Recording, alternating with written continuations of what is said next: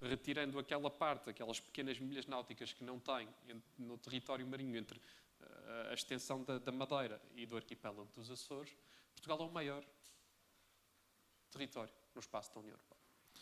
E porquê é que este novo domínio é interessante, que não era há 30 nem há 20 anos atrás? Porque hoje há tecnologias capazes de entender que a partir do mapeamento do mar nós não podemos apenas ter uma política extrativista mais sustentável, mas podemos igualmente ter um conjunto de domínios, a chamada economia azul, que pode servir os territórios.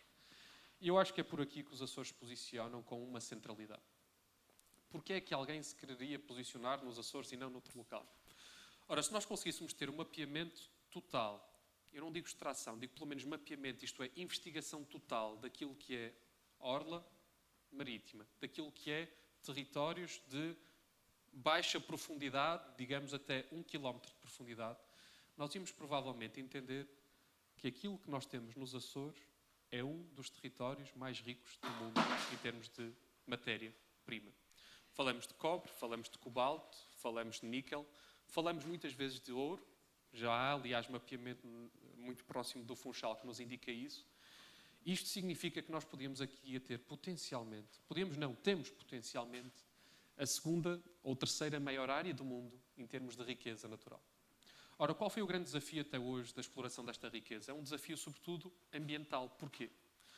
Porque não há hoje, além da eficiência económica, mas ela é sempre resolvida. Há 20 anos atrás não era economicamente eficaz ou eficiente nós termos produção de eletricidade a partir de fontes renováveis. Hoje, por muito que em muitos momentos não possa ser eficiente do ponto de vista económico, no caso português aliás, nós vamos ver que a composição do preço da eletricidade é mais baixo quando nós temos uma produção renovável e é muito mais alto quando no mecanismo de formação de preço entram as fontes não renováveis, porque as fontes renováveis não estão a produzir. À noite não há energia solar e se não tivermos baterias não há depois devolução à rede e é preciso manter uma estabilidade. Mas aquilo que nós entendemos é que nós podemos ter aqui nos Açores uma centralidade do novo tipo de economia. Vou-vos dar um exemplo muito, muito simples. Se a Groenlândia daqui a 50 anos for um território descongelado e, portanto, passar a ser um território de extração de minério, não há grandes dúvidas que a maior parte dessa transformação do material será feito na Groenlândia. Por uma razão muito simples.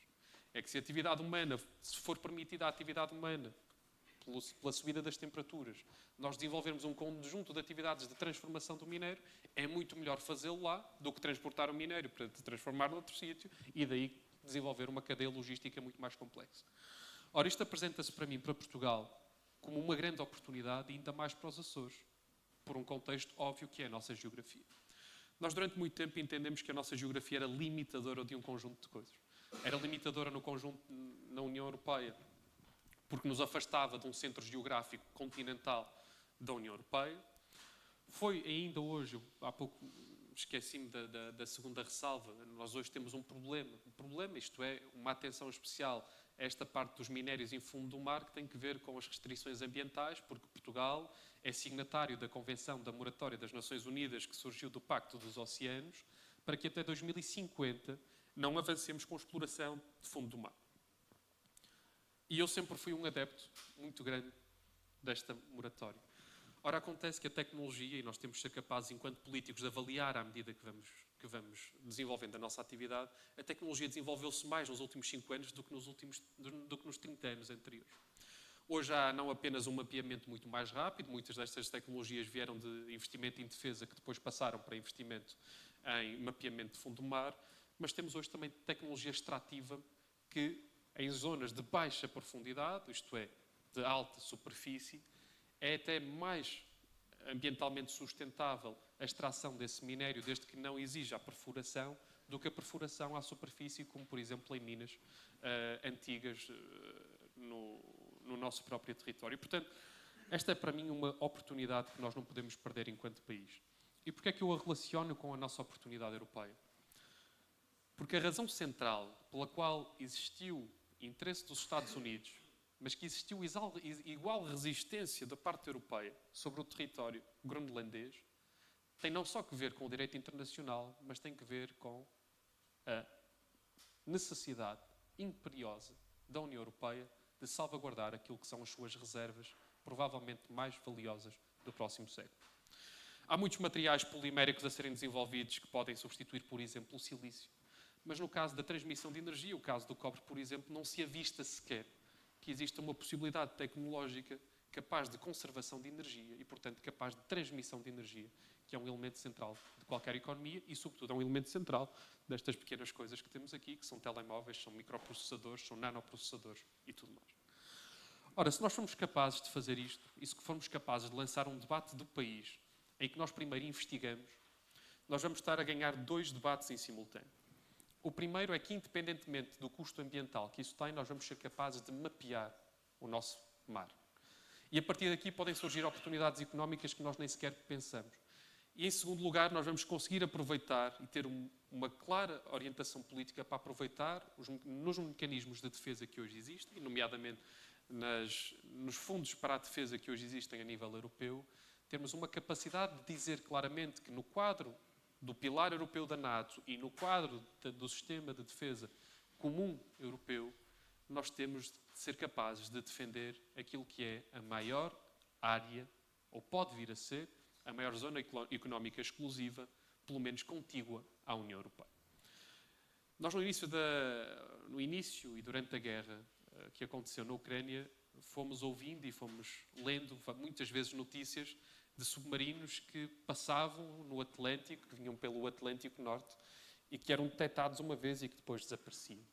Ora, não deve ser normal para Portugal que existam frotas de outros países, possivelmente ameaçadoras da nossa própria soberania, que possam navegar cá, porque nós não temos capacidade de nos defendermos. Ora, é muito diferente nós conseguimos convencer um conjunto de 27 países da necessidade de defesa de um território que é economicamente viável, do que é fazê-lo quando o território é economicamente inviável. E, em terceiro lugar, eu acho que aqui entramos também no próximo quadro de financiamento, sobre o qual eu não vos quero amassar muito, mas onde eu acho que nós precisamos de apontar 2 coisas. Primeiro, a possibilidade de que exista uma diminuição no próximo quadro comunitário, portanto, de 2028 até 2034, dos fundos de coesão, e que essa centralização dos fundos que já existem seja prejudicial para as áreas de menor desenvolvimento económico, é um sinal que nos deve alertar. E, aliás, para o qual os deputados, tanto das regiões da Madeira, como dos Açores, como das outras regiões ultraperiféricas, têm feito um trabalho de notar à Comissão Europeia que estas áreas, estas RUP, não podem ficar contempladas da mesma forma que os restantes territórios da União. Mas nós temos de ser capazes de olhar para o território não apenas como um fator de coesão, mas como um fator de desenvolvimento, porque ele é também, primeiramente, o grande fator de coesão social do país e no caso destas regiões. E é aí que entra, no próximo quadro, um grande instrumento da Comissão Europeia, que é o European Competitiveness Fund. A ideia de ter um fundo competitivo que basicamente sintetiza 14 dos fundos que hoje temos, desde a investigação, à exploração, ao fundo de defesa, é uma capacidade enorme para um país ou para regiões que se queiram direcionar. E eu dou 3 exemplos que podem servir, pelo menos um deles, esta região em particular, que tem que ver com a nomenclatura ou aquilo que foi apresentado pela Comissão Europeia há 2 semanas, como o Industrial Accelerator Act, o ato de desenvolvimento industrial, acelerador industrial, que permite que os Estados-membros designem, naquilo que é a sua capacidade e soberania, áreas de desenvolvimento ou áreas de aceleração industrial. E estas áreas de aceleração industrial estão diretamente relacionadas a minérios, no caso alumínio e ao aço, à indústria dos carros, à indústria dos componentes e a todas as indústrias que queiram descarbonizar. E aqui nós temos uma dupla oportunidade. Primeiro, Portugal é dos países que mais produz energia renovável e isso significa que temos aqui também um conjunto de capacidades humanas, de engenheiros, de técnicos, que sabem e que dominam as tecnologias de descarbonização da economia em todos os setores. Significa isso que, se nós quisermos aplicar, por exemplo, ao domínio naval, nós poderemos ser capazes de produzir cá, aliás, como há um projeto em vista na zona de Aveiro, de fragatas portuguesas, não só para a defesa, mas também para rastreio do nosso mar. Isso significa passarmos a ter em Portugal, há pouco o Eurico falava da Airbus, que é uma empresa aeroespacial francesa, podermos ter em Portugal, no futuro, uma empresa que é exclusivamente portuguesa e que trata o domínio do mar com capacidade não só de escalar em Portugal, mas de exportar a partir de Portugal.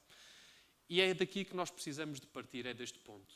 É aproveitar os fundos europeus, não apenas para construir instrumentos de conectividade, isto é, de transporte, mas para construirmos oportunidades. O grande flagelo, e eu não queria terminar sem dizer isto, que nós vivemos hoje, eu acho que é o fundo da minha reflexão, é porque é que um jovem precisa de sair de Portugal, poderei aplicá-lo aqui, porque é que um jovem precisa de sair dos Açores. E a resposta é muito simples, eu sei a resposta, vocês sabem a resposta, e podemos querer dourar a pílula, mas há uma necessidade. E essa necessidade não é só de querer descobrir um mundo novo, não é só porque os jovens hoje gostam muito mais de viajar, não é só porque os jovens hoje têm um imperativo moral de se quererem deslocar muito mais do que os seus pais, é porque a expectativa de ter uma vida melhor que nós temos, fruto das qualificações que temos também porque tivemos essas oportunidades no nosso país, são muito diferentes e desajustadas daquilo que eram há 40 ou há 30 anos atrás. Mas isso significa que nós não temos só um direito de ficar. Nós temos um dever de contribuir para o desenvolvimento económico deste país. E acho que há uma parte de direitos e deveres que tem estado muito desequilibrada, se não descalibrada na nossa geração. É que nós nos queremos sempre com um direito demasiado àquilo que já temos e que não foi adquirido por nós, que nos foi dado. O Estado Social que permitiu que todos estudássemos, o Estado Social que nos permite que em qualquer circunstância, independentemente da nossa condição económica, possamos ser tratados no Serviço Nacional de Saúde. Mas há uma parte de dever, e se vocês atentarem até ao hino da Internacional Socialista, há uma parte que diz nem direitos sem deveres, nem deveres sem direitos. Há uma parte de dever que é dever coletivo, à qual nós não devemos escapar. E há uma parte de dever que não nos deve impelir a ficar só porque temos o dever, mas deve-nos convocar pelo menos à reflexão daquilo que nós poderemos fazer pelas nossas regiões e pelo nosso país, de desenvolvimento do país com as competências que nós temos. E eu acho que é aqui que cabe o papel da política e da política económica, mas depois cabe também a responsabilidade de cada um. E eu acho que é também por aqui que nós devíamos começar um pouco do nosso discurso, ou pelo menos pensar um pouco sobre ele, e competir diretamente com aqueles que dizem que a grande ameaça não é a emigração dos jovens, é sim a imigração de outros jovens. A maior ameaça que pode acontecer a qualquer país é que os seus cérebros saiam do país, sejam eles portugueses ou estrangeiros. E, portanto, se nós queremos hoje ter também um país mais sustentável, um país de futuro, e significa um país onde nós podemos ficar, no final do dia a reflexão é esta, nós precisamos também ter a certeza que temos uma geração que é capaz de lutar por ele, e eu não tenho dúvida nenhuma que hoje, tanto nos Açores, como na Madeira, como no continente, o nosso futuro é muito melhor assegurado se for um futuro europeu, se for um futuro com uma relação transatlântica saudável, mas ser saudável não significa ser, em todo o caso, dependente nem excessivamente obediente. Obrigado.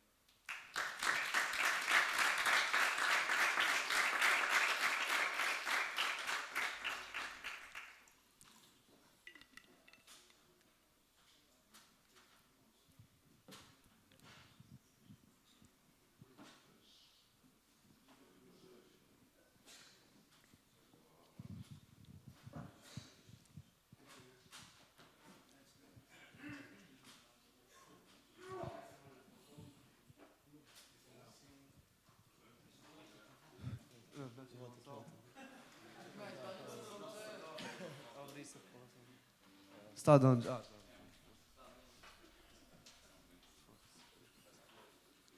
Relativamente à necessidade dos jovens dos Açores, sou o Tomás, prazer. Pronto. Relativamente à necessidade dos jovens açorianos terem de sair da sua região para procurar melhor emprego e estudar, que políticas europeias podem ser reforçadas para garantir os jovens açorianos terem essas oportunidades? Obrigado. Muito concretamente, muito rápido. Acho que há duas em particular. A primeira, no fundo competitivo, que não estava até lá hoje, que é o programa Horizon. O programa Horizon, ou Horizonte em português, é um programa destinado à inovação e à investigação científica. E ele vai ser reforçado, ou a ideia é que seja reforçado, mas há hoje um grande debate sobre aquilo que deve ser não só o reforço, mas também a diferenciação de critérios. Ele até hoje tem contemplado uma questão de distribuição geográfica, para nós garantirmos que, independentemente de sermos contribuidores líquidos ou não da União Europeia, a investigação científica pode dar-se tanto nos Açores como na Ilha Reunião. Mas esse é um critério que tem sido colocado em cima da mesa na proposta da Comissão como critério de retirada. Isto é, a ideia é que a meritocracia prevaleça na inovação, um critério que com que eu estaria abstratamente de acordo, Infelizmente, aquilo que nós sabemos é que aqueles que já têm hoje mais conhecimento provavelmente produzirão também melhores projetos e isso significará que, em vez de estarmos a contribuir para uma política de desenvolvimento de coesão, estaremos a contribuir para afunilar um conjunto de investimentos. E, portanto, às vezes aquilo que parece pequeno é grande. A segunda política, e eu acho que aqui nos Açores também é importante, eu acho que a política agrícola comum é importante, porque nós temos de olhar para a especificidade de cada um dos territórios. Aquilo que nós temos do ponto de vista da próxima proposta comunitária de uma diminuição brutal da política agrícola comum, além da revisão dos seus critérios e da centralização do conjunto de competências. E eu acho que, sobretudo hoje na disputa, nós olharmos, por exemplo, para a Espanha, em Portugal não é muito diferente, na disputa esquerda-direita, há muito esta tentativa de associar, pelo menos a esquerda, aos movimentos sociais-democratas a urbanos pouco rurais e, portanto, pouco preocupados com a agropecuária. Eu acho que na PAC nós precisamos de olhar para os setores de entrosamento da PAC com a política de desenvolvimento competitivo para entender onde é que nós, mesmo não sendo competitivos, isto é, precisando de subsidiar uma parte da economia, nós temos de ser, do ponto de vista da soberania alimentar também, exigentes com critérios de inovação, porque isso, além de garantir que há uma soberania alimentar, garante também que há uma soberania do emprego, isto é, há um emprego associado àquela inovação e garante a fixação de jovens. E, portanto, eu destacaria para os Açores em particular essas duas. Boa tarde, sou António. A minha questão é o que pode o Parlamento Europeu fazer para garantir que as regiões ultraperiféricas como os Açores tenham uma influência na definição das políticas europeias que afetam diretamente o seu desenvolvimento económico? Essa é mais fácil. É um boom populacional. Portanto, se toda a gente começar a ter mais filhos nos Açores, os Açores podem rapidamente chegar a um cenário de sobre-representação, contribuindo para que Portugal tenha uma população maior e, portanto, mais representantes na União Europeia. Mais realista do que isto. Eu acho que os Açores... eu quero ser muito concreto convosco, ou seja, eu acho que os Açores, ao longo dos últimos... Do ponto de vista da representatividade, eu acho que os Açores podem sempre queixar, mas têm tido uma representatividade de alto nível ao nível europeu. Eu não posso acompanhar todos os momentos históricos, mas pelo menos desde que eu tenho presente, os Açores, além de terem o presidente do Comitê das Regiões, têm tido deputados altamente interventivos. É o caso do deputado André Rodrigues hoje, mas é o caso também de outros deputados, que de outros grupos políticos têm uma intervenção muito forte, nomeadamente na proteção no domínio das RUP, portanto das regiões ultraperiféricas. Acho que, além disso, o fator económico depois aumenta muito aquilo que é a relevância, isto é, se aqui nos Açores conseguirmos ter, falamos muitas vezes dos cabos submarinos e o Eurico falava da economia dos dados, o mesmo se aplica a Sines, por exemplo, eu acho que a importância de termos um capital humano que possa ser fixado com soluções diferenciadoras, e a vossa geografia é altamente diferenciadora, depois provoca que, em determinadas áreas, os Açores possam ser referência. Portanto, eu acho que o âmbito não deve ser tanto como é que os Açores podem ter uma grande representatividade ou uma grande referência em tudo, senão, pelo contrário, onde é que os Açores podem ser um farol, ou pelo menos ser uma referência num conjunto de matérias para a União Europeia. Eu acho que no setor da produção renovável de Portugal, mas os Açores em particular têm isso, mas eu acho que é também lógico que não é o fator geográfico per si que vai influenciar, mas o fator do que eu falava há pouco da economia do mar pode ser um fator altamente diferenciador, porque é o primeiro território contínuo da União Europeia onde nós temos uma imensidão de recursos, seja ele para a pesca, seja ele para a exploração de outros recursos.